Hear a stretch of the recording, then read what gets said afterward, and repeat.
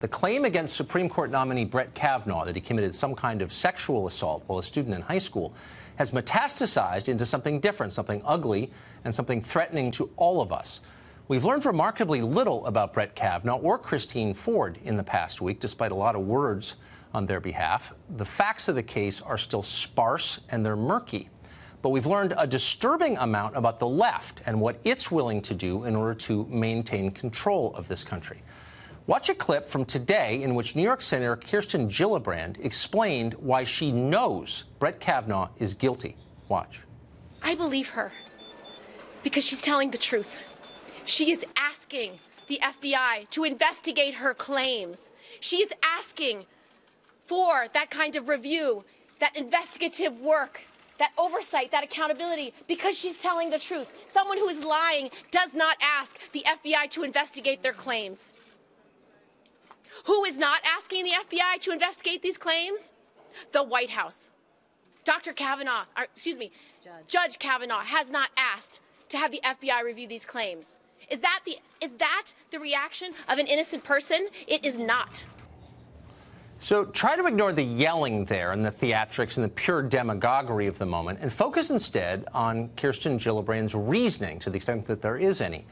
Quote, I believe her because she's telling the truth. Or put another way, it's true because it is. Now, in logic class, they call this circular reasoning, which isn't actually reasoning at all. Instead, it's simply a demand that you believe something because someone else is asserting it. Children talk this way. You'd think a U.S. senator would be embarrassed to. But it's the second part of Gillibrand's statement that you ought to pay attention to because it's scary. Kavanaugh hasn't called for yet another FBI investigation into himself. Therefore, Senator Gillibrand says he did it. Is that the reaction of an innocent person, she thunders? It is not. Well, not since the McCarthy era, almost 70 years ago, have lawmakers talked like this in this country. Unless you call for an FBI investigation of yourself, you're guilty of a crime. Even Joe McCarthy himself never said anything like that. It was too reckless even for him. And now one of the Democratic Party's leading presidential candidates casually drops the line at a press conference, and the media hardly notice. So apparently that's the new standard in Washington. Okay, well, let's start with Kirsten Gillibrand. Gillibrand was a friend of Harvey Weinstein's. Here's a picture of the two of them together. Weinstein has been credibly accused of rape. Did Kirsten Gillibrand know about Weinstein's sexual assaults? Was she an accessory to them? We've asked those questions before on this show, but we never got an answer.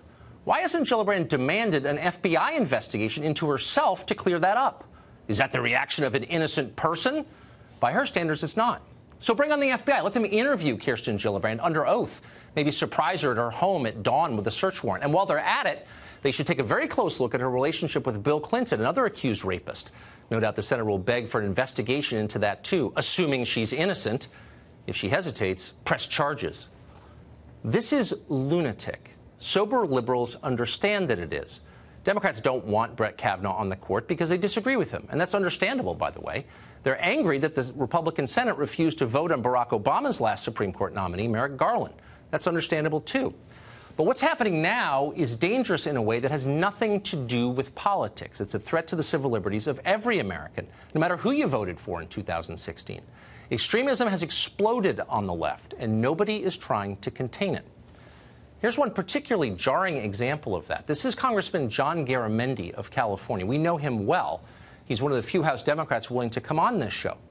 We don't usually agree with Garamendi, but we've always found him to be a decent and reasonable person, always. Here's what he just said about the Kavanaugh allegations. Women across this nation should be outraged at what these white men senators are doing to this woman. The senators, the male senators who control that committee, are playing the game as old as an assault, and that is the woman's the accused. The woman is at fault. Wait a second. What does the race of specific senators have to do with any of this? Should we be angry at them because of their skin color? Should we distrust them more? Are they inherently less fair or less decent because of the way they look? Garamendi is implying exactly that. So how is that different or better than anything George Wallace ever said? Well, it's not, except that suddenly this filth is everywhere, so you hardly even notice it. The last thing this country needs right now is more racial division. Democrats are pushing it anyway. They're using allegations that have literally nothing to do with race at all. But splitting the country into tiny warring groups is useful to them. It helps them maintain their power, and so they're happy to do it. Men against women, black against white, divide and conquer, whatever it takes. In the end, it's unlikely that we'll ever know conclusively what happened between Brett Kavanaugh and Kristine Ford 36 years ago, if anything at all. But it's crystal clear what's happening right now. This is a power grab. It is hurting the country, destroying our centuries-old traditions of justice, and empowering morons and demagogues. We ought to shut it down right now. And yet, and this is late-breaking news, just seconds before airtime we learned that this may go on and on. Republicans on the Hill tonight are considering delaying the hearing scheduled for Monday. At this point, Brett Kavanaugh will be testifying by himself to some future date. Because of the rules of the Senate, that would push back the vote on Kavanaugh by at least a week, if not more, which is, of course, the whole point, to drag the country through this pointless charade, this circus which divides us and hurts us and degrades our standards of justice simply for political ends. That's where we are.